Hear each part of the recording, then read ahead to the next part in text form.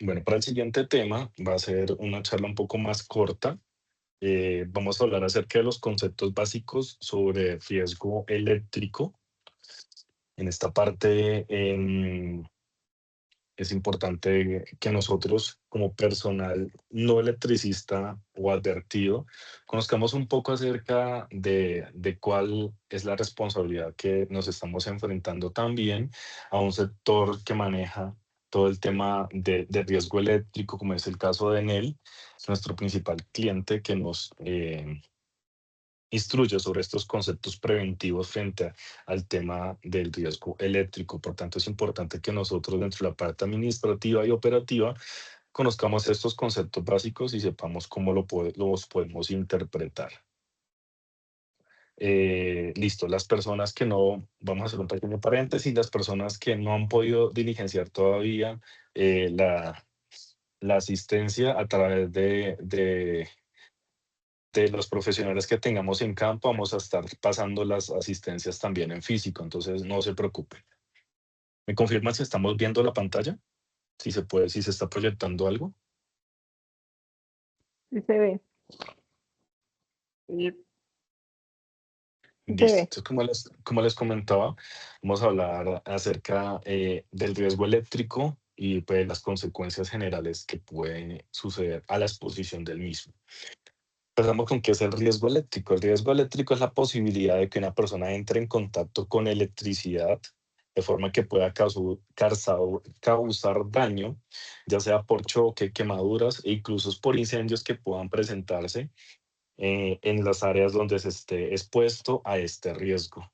Importante que en nuestro cliente o en las actividades que nosotros estamos desarrollando entre nuestro cliente en él, nosotros desarrollamos actividades alejadas de las áreas que están en tensión. Por tanto, nosotros estamos catalogados como trabajadores no electricistas, que no estamos advertidos porque no vamos a estar expuestos a este riesgo. Sin embargo, es importante también conocer que existen unas normas dentro de las áreas donde debemos identificar la señalización, donde debemos identificar colores de advertencias que me indican que estas áreas pueden que estén con algún tipo de energización. Por tanto, cuando nosotros identifiquemos el color amarillo, siempre vamos a identificar esa señalización, como lo veíamos anteriormente en el tema de tránsito, de que es un tema de advertencia. Existe un riesgo y debemos estar identificando constantemente la señalización o las indicaciones que me den en esas áreas para atenderlas de manera importante. Si encontramos el color naranja, quiere decir que hay una delimitación del área. Muchas veces está relacionada a mallas de seguridad que delimitan ciertas áreas porque hay una tensión expuesta y que a partir de esa línea empieza a correr la condición de peligro. También existe el color rojo. Muchas veces encontramos mallas de color rojo, cintas, demarcaciones. En esa parte, ese color me identifica restricción. En ese color rojo, a partir de esa malla, a partir de esa señalización, yo debo tener una importancia a no exponer mi cuerpo porque pueden presentarse daños, porque en esa parte sí hay una tensión y sí hay una presencia de un riesgo eléctrico. Entonces, tipos de contactos que pueden presentarse cuando la persona está trabajando con riesgo eléctrico. Encontramos contacto directo. ¿Qué sucede cuando se toca directamente una parte activa de la instalación eléctrica, como cables o equipos energizados? En este caso, si estamos expuestos a riesgo por contacto eléctrico, es porque voy a estar directamente expuesto al riesgo y a una fuente viva de energía o en tensión. Por otro lado, existe el contacto indirecto, que se produce cuando se toca una parte metálica que está en tensión o que esté entrando en contacto en tensión debido a una falta de aislamiento. En este caso, muchas veces puede presentarse muy comúnmente en la oficina, pongamos un ejemplo, cuando en un escritorio o una parte metálica entra en contacto con una parte que es energizada y sentimos la descarga eléctrica. Ahí cuando nosotros no estamos trabajando directamente con el riesgo, pero por una situación que se puede presentar de energización no intencional, podemos sufrir ese contacto indirecto. Esa es la diferencia entre estos dos tipos de contactos. Causas comunes de exponernos al riesgo eléctrico que se pueda presentar. En este caso, podemos encontrar el choque eléctrico, que puede causar una sensación desagradable como mínimo, o hasta la pérdida del conocimiento, paro cardíaco, desfibrilación o la causa de la muerte. Importante, dependiendo de la tensión a la cual estemos expuestos, pues podemos sufrir las consecuencias de ese choque eléctrico. Si entramos en contacto con esta electricidad, en esta energía, siempre debemos tener presente que nuestro cuerpo actúa por estar nosotros físicamente compuesto principalmente por agua, el agua es conductora, nuestro cuerpo es bastante conductor de la energía eléctrica. Y dependiendo de por dónde ingrese ese flujo eléctrico, él va a recorrer nuestro cuerpo y va a querer buscar una salida. Generalmente, las lesiones que se generan por quemaduras es cuando ingresa ese flujo eléctrico a nuestro cuerpo y el lugar por donde sale, causando esas quemaduras que pueden generarse por arco eléctrico o por contacto por superficies calientes que han estado previamente en exposición a esta energización. También pueden presentarse incendios o explosiones. Puede ocurrir por cortocircuitos o por sobrecargas de instalaciones eléctricas, cuando generalmente creemos que un multitoma está para utilizar todas sus funciones y hasta más.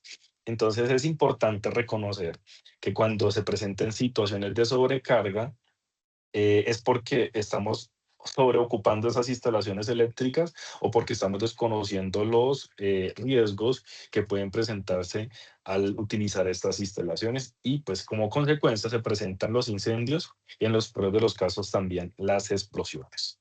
Por tanto, nosotros debemos implementar algunas medidas preventivas a nivel general.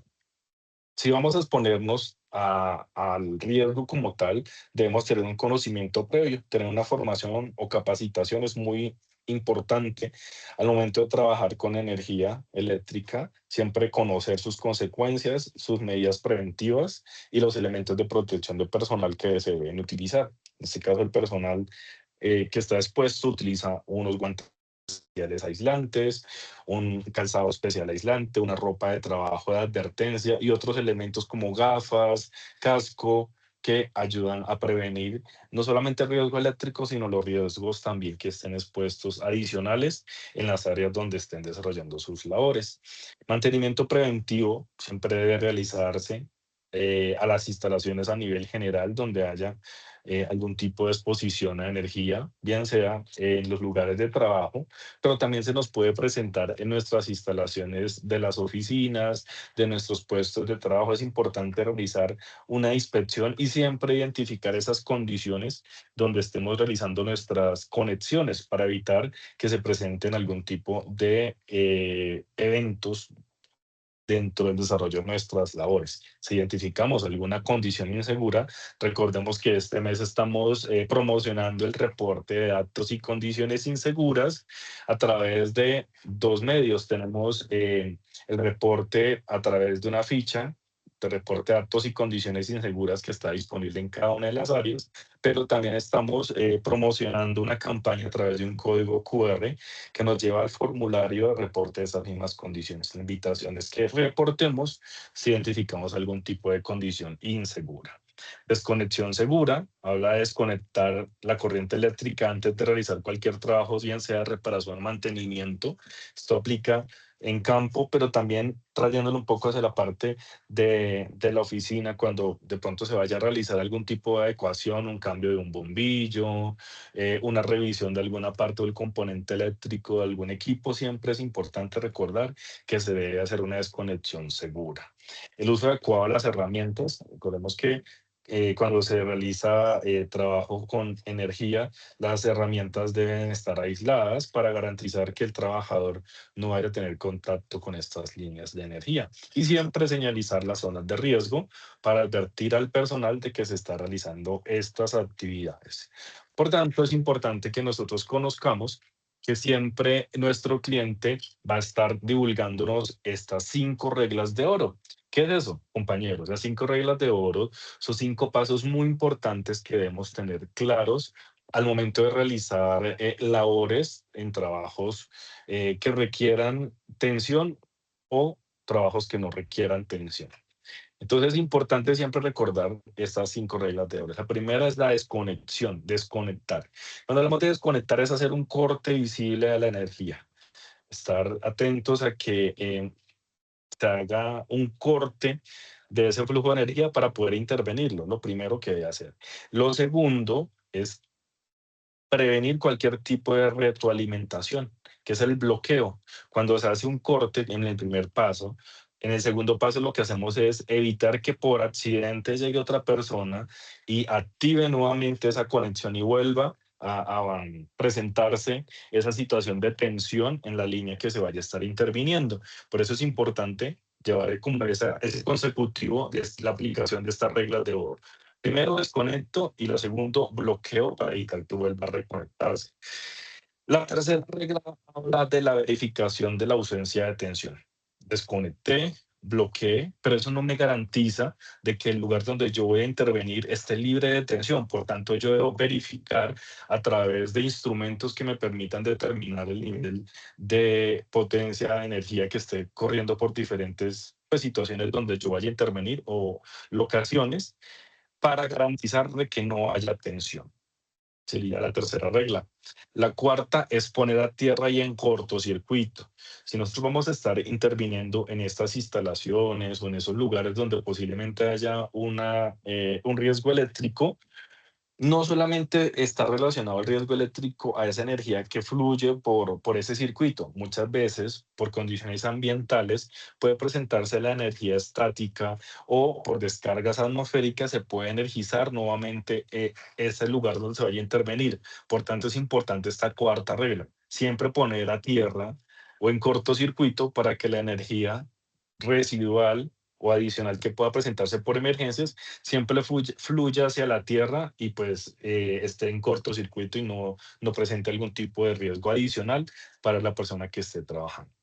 Y por último, siempre muy importante, señalizar y delimitar la zona de trabajo para advertir a las personas que estén relacionadas a la interferencia a los trabajos de que en esta área se están realizando trabajos, que esta área está desconectada, que fue bloqueada, que se verificó la ausencia de tensión y está en polo a tierra para evitar que las personas que estén circulando cerca de estas áreas vayan nuevamente a intervenir y que sufran algún tipo de lesión o que causen la activación de los circuitos de emergencia. Por eso es importante, compañeros, que conozcamos estas 5 reglas de oro y las tengamos presente al momento de realizar estos trabajos. Esa sería la segunda charla, compañeros. No sé si tenemos dudas, preguntas, sugerencias.